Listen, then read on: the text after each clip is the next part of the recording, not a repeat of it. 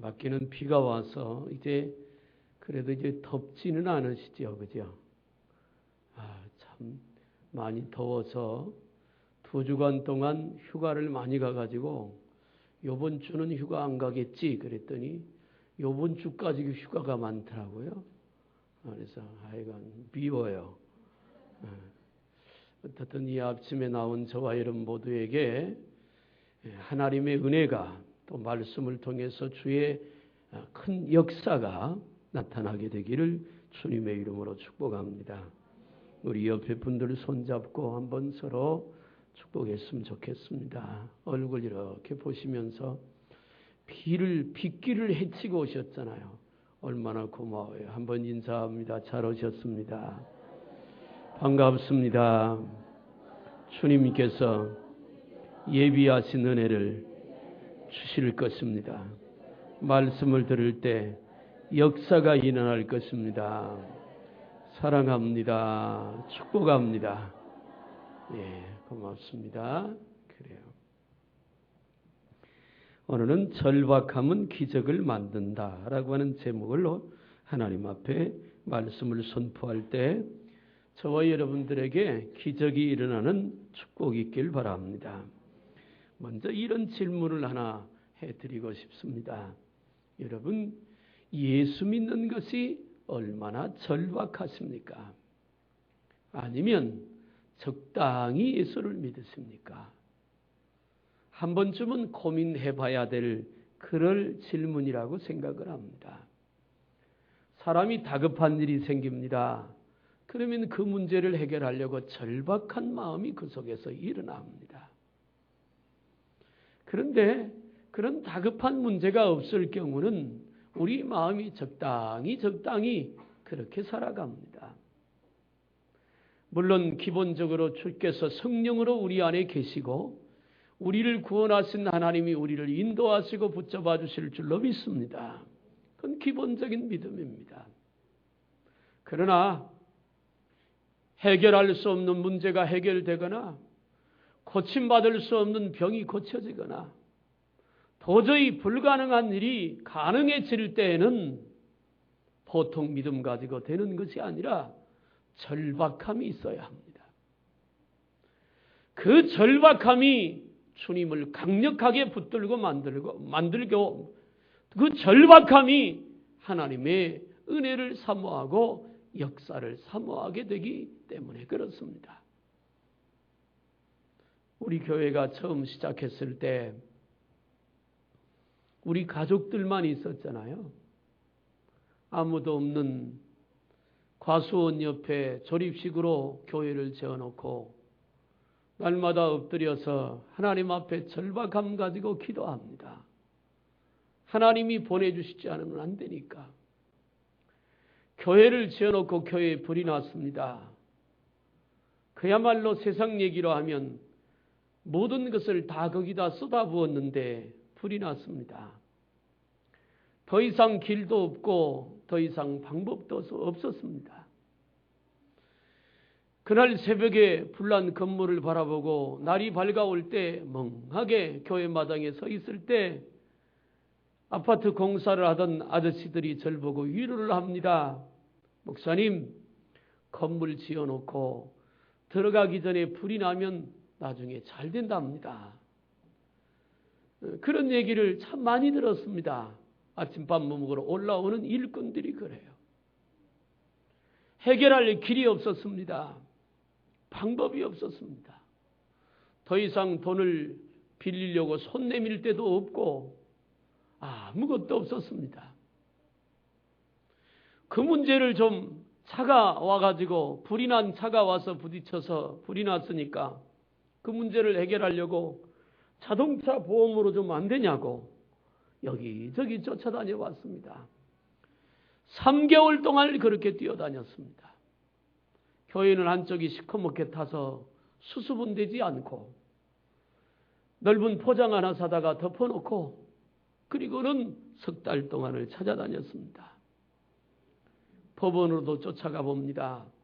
보험감독원으로도 찾아가 봅니다. 기독교 신문에는 다 신문을 냈습니다. 도와달라고. 절박함으로 그렇게 뛰어다녔습니다. 그런데 어디도 해결점은 없었습니다.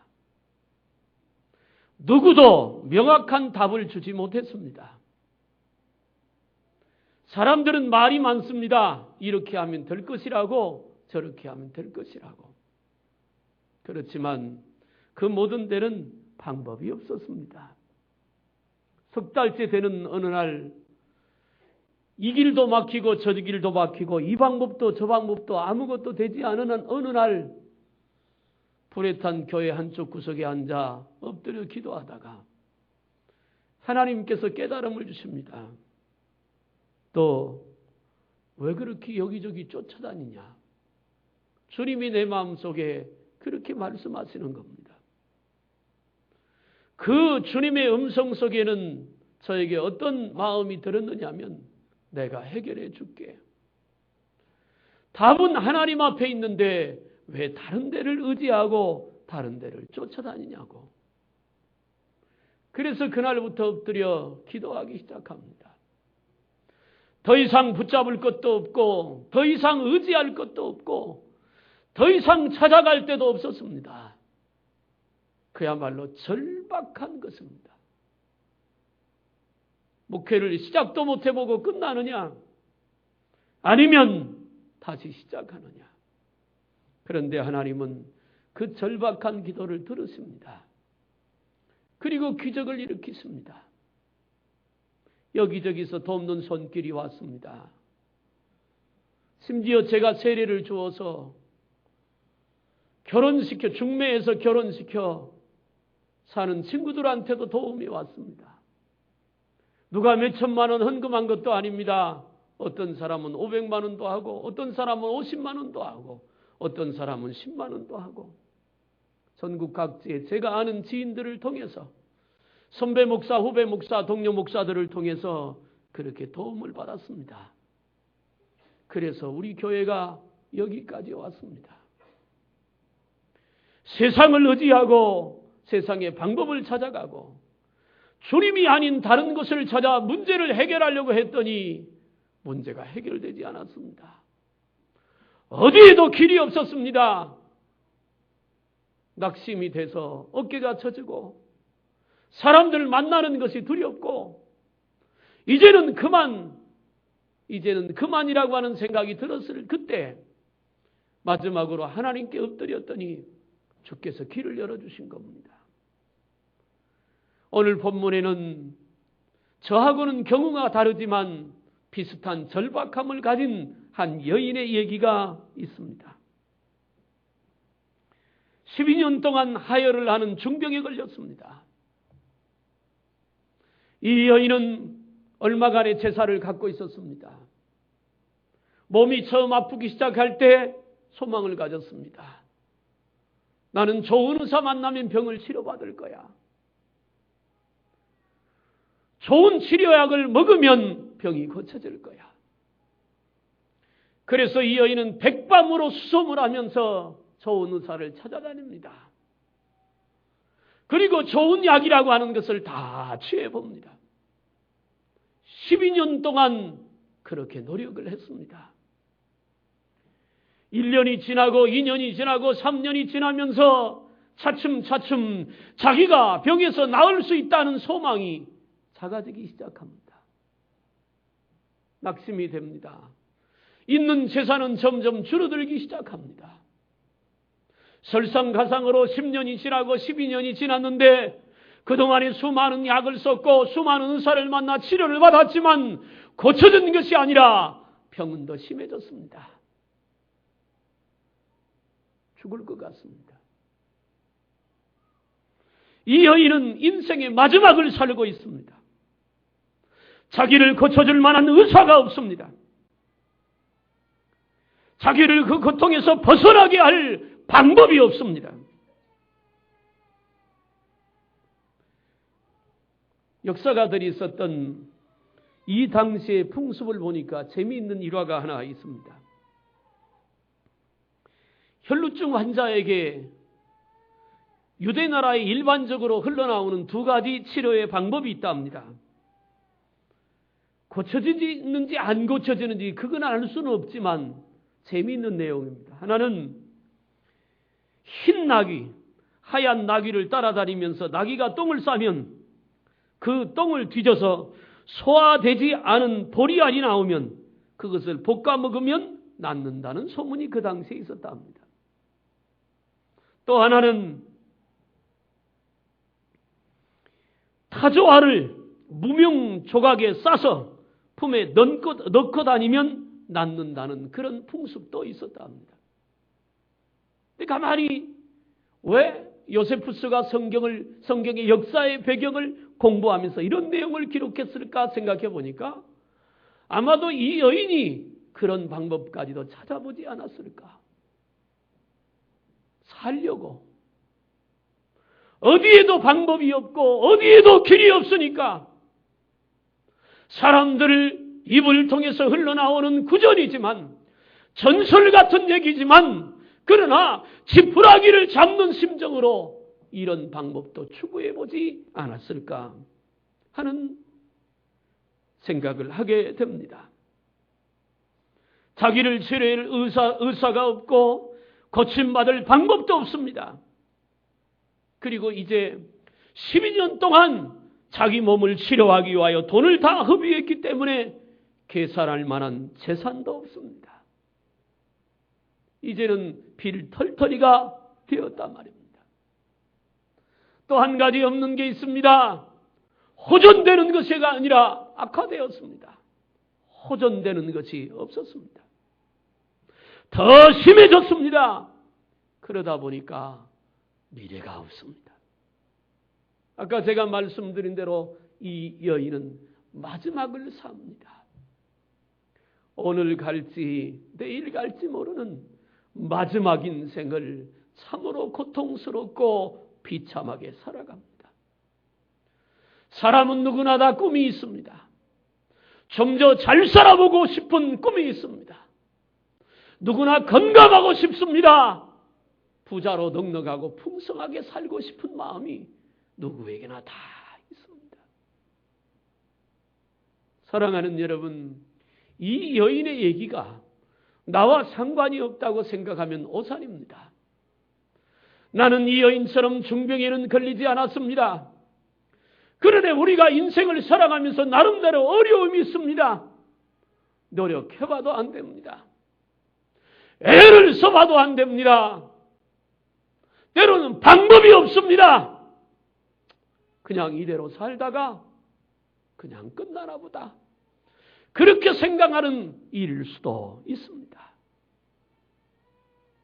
사랑하는 여러분, 우리가 정말로 낙심하고 좌절한 이 순간에 필요한 그 마음, 절박한 마음입니다. 이 절박한 마음이 이 여인을 다시 일으키고 고치는 기적을 가지고 왔습니다. 아마도 이 여인이 의사를 찾아가서 병이 좀 나았더라면, 먹는 약을 통해서 어느 정도 치료됐더라면 예수님을 찾는 절박함이 그 안에 없었을 거예요. 문제는 어디에도 길이 없었다는 겁니다. 아무 곳에도 의지할 만한 것이 없었다는 거예요. 그 절박함이 예수님에 대한 절대적인 믿음을 갖게 합니다. 이 절박한 상황 속에서 누군가 이 여인에게 예수의 소문을 들려줍니다. 12의 혈증으로 알아온 여자가 있어 많은 의사에게 많은 괴로움을 받았고 가진 것도 다 허비하였으되 아무 효험이 없고 도리어 더 중하여졌던 차에 예수의 소문을 듣고 예수님의 소문을 들었습니다. 정말 절박한 상황이 닥쳐보지 않으면 누가 나에게 한마디 던져주는 말이 얼마나 소중한지를 모릅니다. 앞에 얘기했던 교회에 불이 났습니다. 방법이 없어요.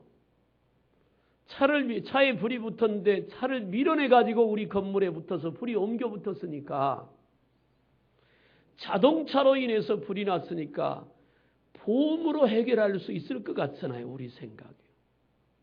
차가 왔으니까. 그래서 보험회사를 찾아갔더니 하는 말이 그건 보험이 적용이 안 된다 합니다. 왜 그러냐 그러니까 차가 굴러간 것을 나더러 증명하랍니다.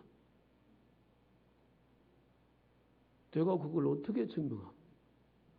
현대자동차 차입니다. 그래서 현대자동차에 전화를 했습니다. 사이드 브레이크가 잡혀 있고 기어가 넣어 있는데 차가 굴러갈 수 있습니까?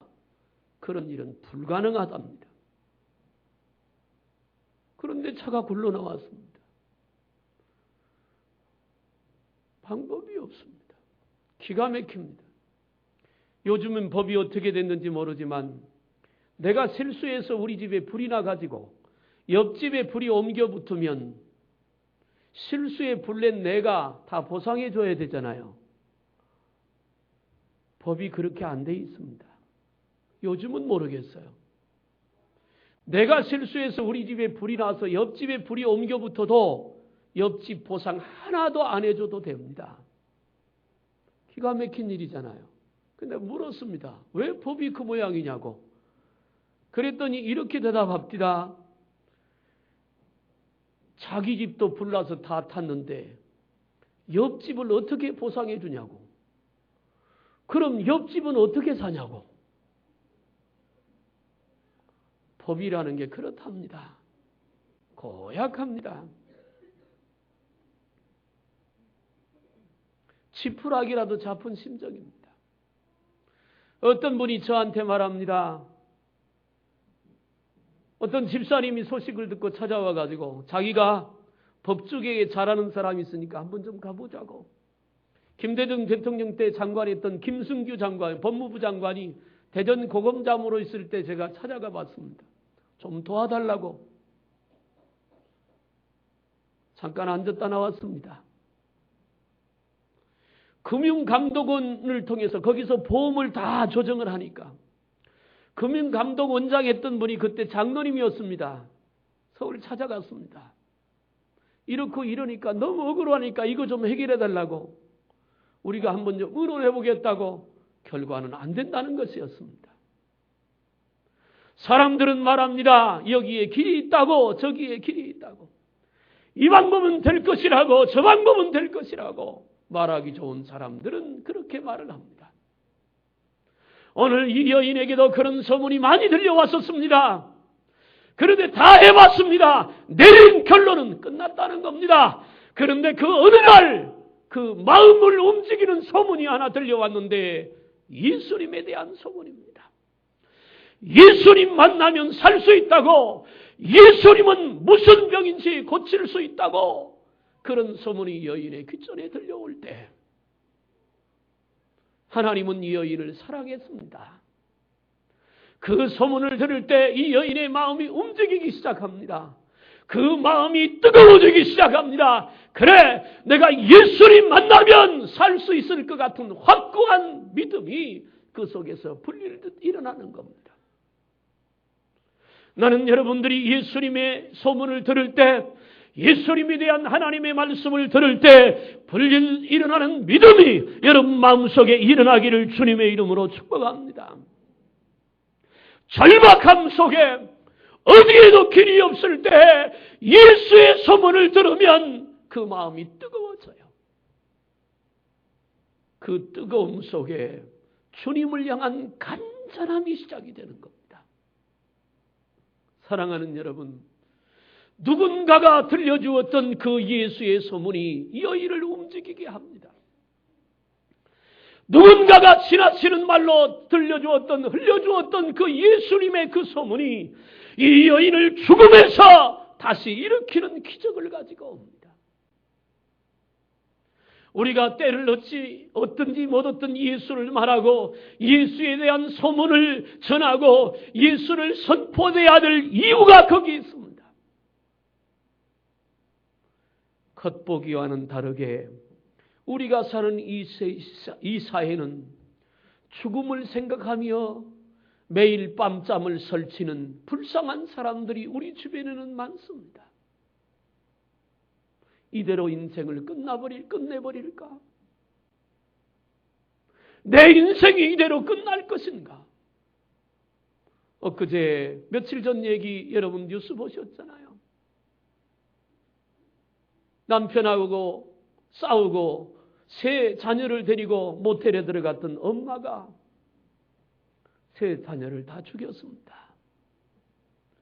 벽으로 입을 막아서 죽였습니다. 이런 사건들이 우리 주변에 일어납니다. 우리가 생각하는 것보다 훨씬 우리가 사는 주변에 인생의 마지막을 살아가는 처절한 아픔을 가슴에 안고 누구한테도 그 마음을 열어보일 수도 없고 누구한테도 자기 사정을 말할 수도 없으며 날마다 눈물로 한숨 지며 그렇게 처절하게 살아가는 사람들이 우리 주변에 많다는 사실을 여러분 알아야 합니다. 그들은 지금도 방법을 찾습니다. 누구를 만나면 답을 얻을까? 어디를 가면 길이 있을까? 어떻게 하면 내 인생의 고통에서 벗어날 수 있을까? 그들에게 필요한 것은 예수의 소문입니다. 그들에게 필요한 것은 예수님이 어떤 것인가 하는 것을 누군가 알려줘야 합니다. 지나가며 툭 던지는 한마디, 예수 믿으세요?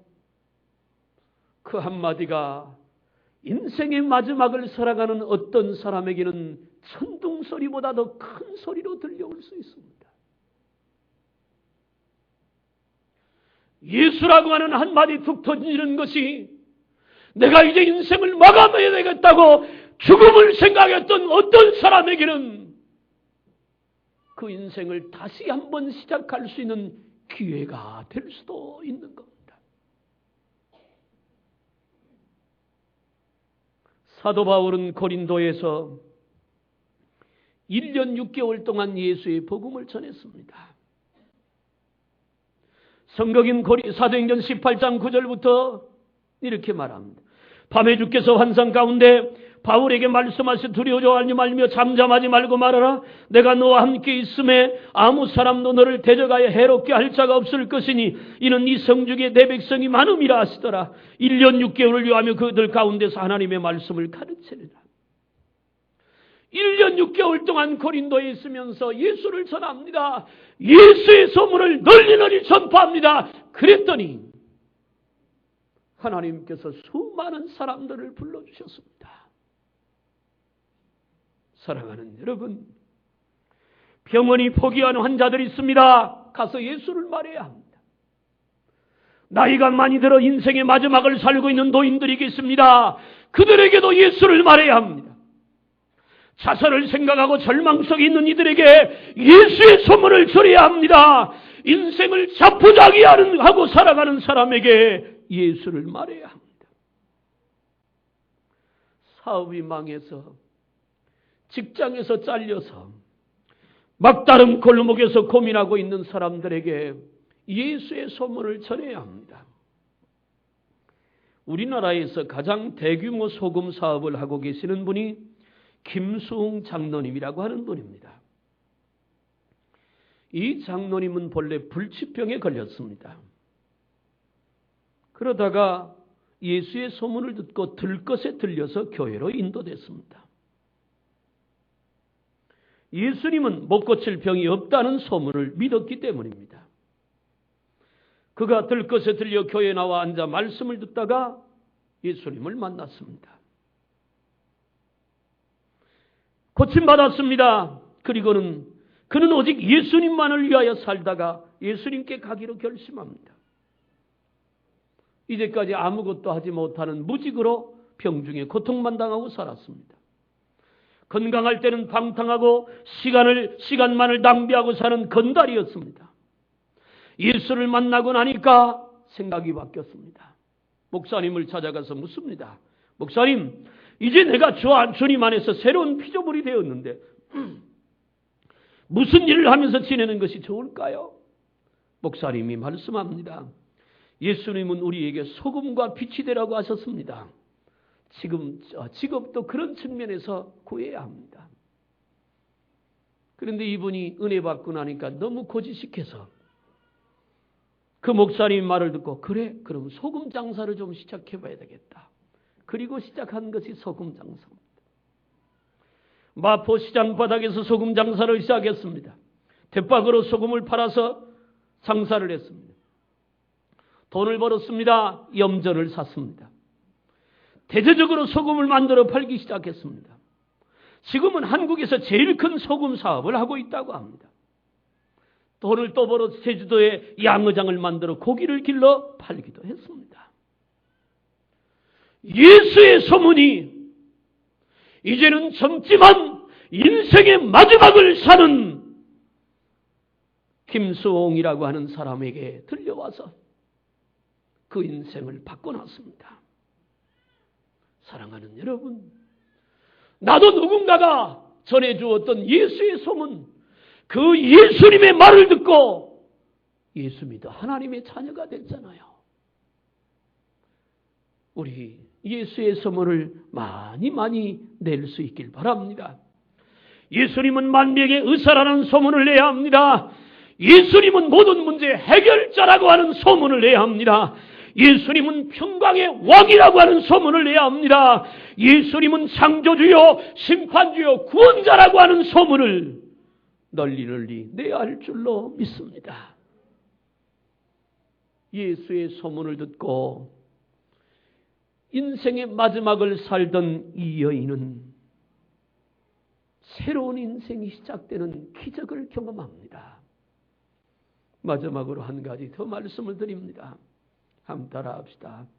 예수님을 만나면 기적이 일어납니다. 그렇습니다. 예수님을 만나면 기적이 일어납니다. 교회에 나오는 것을 말하는 게 아닙니다. 예수님을 만나는 겁니다. 물론 교회에 나와야 예수님 만날 수 있습니다. 몸만 왔다 갔다 하는 그런 만남이 아닙니다. 인격과 인격의 만남입니다. 예수님의 인격과 내 인격이 만나는 그 만남, 거기에서 기적이 일어날 줄로 믿습니다. 이 여인은 생각했습니다. 내가 아무리 몸이 아프지만 좋은 의사만 만나면 살 수 있을 줄 알았습니다. 좋은 사람 만나면 길이 열릴 줄로 알았습니다. 능력 있는 사람 만나면 문제가 해결될 줄로 알았습니다. 그런데 허사였습니다. 의사를 만나도 허사였습니다. 좋은 사람 만나도 허사였습니다. 모든 것을 다 경험해봤지만 결과적으로 사람들이 추천하거나 좋다고 하는 만남은 별로 별 볼 일이 없다는 사실을 깨닫게 됩니다. 그는 돈의 힘을 믿었습니다. 아프기 전에는 제법 재산을 가지고 있었기 때문입니다. 요즘을 사는 많은 사람들은 돈이면 다 된다고 생각하고 삽니다. 돈이면 안 된다는 생각을 하지 않습니다. 돈으로 건강도 살려고 합니다. 지식도 살려고 합니다. 돈이면 다 되는 것처럼 물질 만능주의가 오늘 우리가 사는 이 시대입니다. 어떤 사람은 돈은 많기도 합니다. 어떤 사람은 돈이 적기도 합니다. 지금 우리나라의 결혼 비용으로 흥청망청 쓰는 돈이 1년에 얼마나 될 것 같습니까? 약 25조 원이 쓰여진답니다. 별로 놀라지도 않아요. 1조가 얼마인지 계산이 안 되니까. 그죠? 아이들 과외비로, 학원비로 들어가는 돈이 1년에 15조 원이 든답니다. 그 중에 우리 모두가 상당히 이바지하고 있지요. 네. 그런가 하면 먹고 남은 음식 쓰레기 비용으로 학원비보다 더 들어갑니다. 18조 원이 쓰인답니다. 그러니까 음식 차린 건 다 드세요. 뚱뚱해지는 건 책임 안 집니다. 자녀들에게 용돈으로 주는 돈이 대략 잡아서 약 1조 원이 1년에 나간다 합니다. 사람들은 돈이면 다 된다고 생각합니다. 그래서 돈을 의지합니다. 돈 관계에는요, 형제도 없습니다. 부모와 자식도 없습니다. 여러분들이 하나님 앞에 부름받아 갈 때 재산이 있으면 하나님 앞에 다 드리고 좋은 일에 쓰십시오. 아멘. 하나도 안 합니다. 다 뺏을까 봐 안 뺏습니다. 자식들 그 몇 푼 되는 재산 때문에 의상하게 하지 말고 정리 잘하라는 말씀 드리는 겁니다.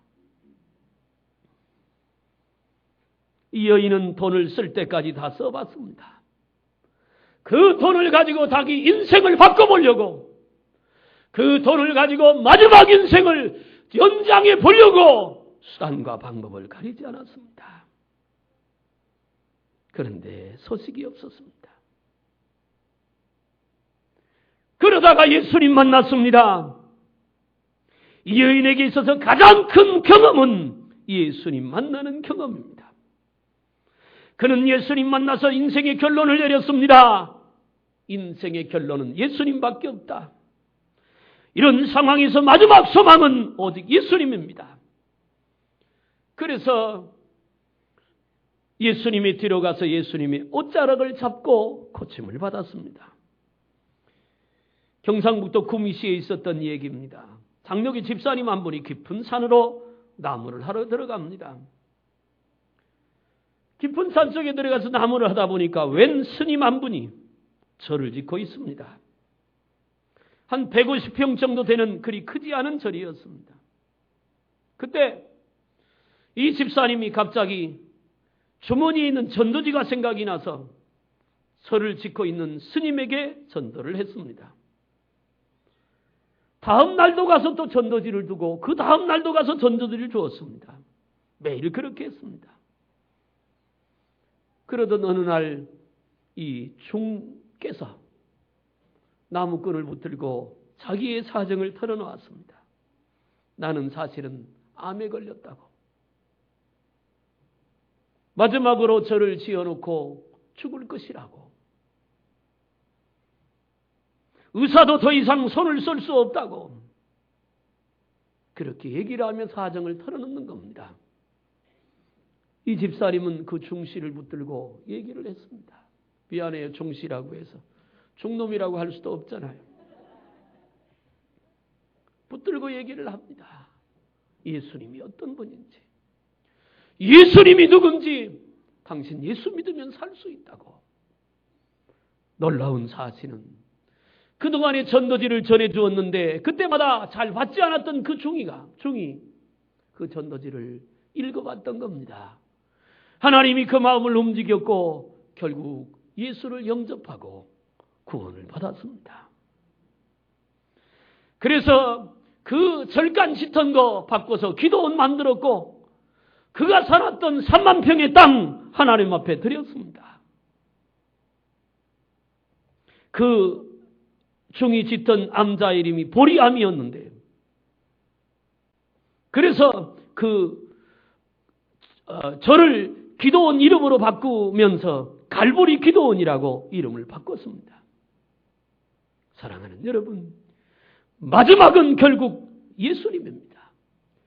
예수님이 영원한 생명인 줄로 믿으시길 바랍니다. 우리는 예수 믿으면서 예수님을 경험해야 합니다. 이 여인은 자기의 병을 치료하기 위해서 세상에서 겪어야 될 모든 것들을 다 겪어봤습니다. 수많은 의사도 겪어봤습니다. 좋은 약도 다 겪어봤습니다. 할 수 있는 방법을 다 경험해봤지만 길이 없었어요. 마지막으로 예수님을 경험하고 인생이 새로워졌습니다. 마지막으로 인생 예수님을 경험하고 죽을 자리에서 살아났습니다. 예수님은 능치 못할 힘이 없는 분이시잖아요. 호주의 한 젊은이가 히말라야 산을 오르다가 눈사태가 일어났습니다. 그리고 눈 속에 갇히고 말았습니다. 사람들을 동원해서 찾았습니다. 찾지 못했습니다. 이제는 죽었을 것이라고 포기했습니다. 그러나 그곳으로 달려간 아버지만은 결코 포기하지 않았습니다. 눈속으로 파이프를 박아가면서 찾았습니다. 놀랍게도 43일 만에 살아서 나왔습니다. 아버지가 그 아들을 찾은 겁니다. 아들은 눈 속에서 공간을 만들어 놓고 구조를 기다리고 있었습니다. 아버지가 포기하지 않아서 아들은 죽음에서 살아났습니다. 우리 예수님은 결코 우리 생명을 포기하지 않는 분이십니다. 죽을 힘이 있으면 죽을 힘을 향해 다해서 예수님을 붙잡아야 합니다. 우리는 태어나서 죽기까지 많은 선택을 하며 삽니다. 이 여인은 12회를 혈증을 안고 의사를 선택했습니다. 약을 선택했습니다. 세상의 방법을 선택했습니다. 그러나 그가 선택한 모든 방법은 무용지물이었습니다. 마지막 선택, 예수님을 선택했습니다. 그래서 그가 살았습니다. 제갈공명은 삼국지의 주인공입니다. 역사상 가장 위대한 모사가입니다. 제갈공명은 항상 두 주머니를 쥐고 다녔는데 원하는 대로 일이 잘 되면 한 주머니에 흰 돌을 넣었습니다. 그리고 일이 잘 안 되면 다른 주머니에 검은 돌을 넣었답니다. 나중에 보니 검은 돌이 더 많았다 그래요. 세계 최대의 모사가도 인생을 살다 보면 안 되는 일이 더 많다는 겁니다. 우리도 이 세상을 살다 보면 뜻대로 잘 안 되는 일들이 너무 많이 있습니다. 오늘 12년 동안 혈루증을 앓았던 여인도 그렇습니다. 그러나 마지막 방법, 그분이 바로 예수 그리스도십니다. 예수님 만나면 삽니다. 예수님 만나면 모든 문제가 해결될 줄로 믿습니다. 절박함이 있어야 합니다. 내가 이대로 사니까 되겠지? 아닙니다. 주님 앞에 설 때는 간절함, 절박함, 예수님이 아니면 안 된다고 하는 그 절박함이 기적을 만들어냅니다. 한 가지 얘기를 하고 마치려고 합니다. 옛날의 얘기입니다. 어느 할아버지가 깊은 산속에 살았습니다. 문명 혜택을 누리지 못했습니다.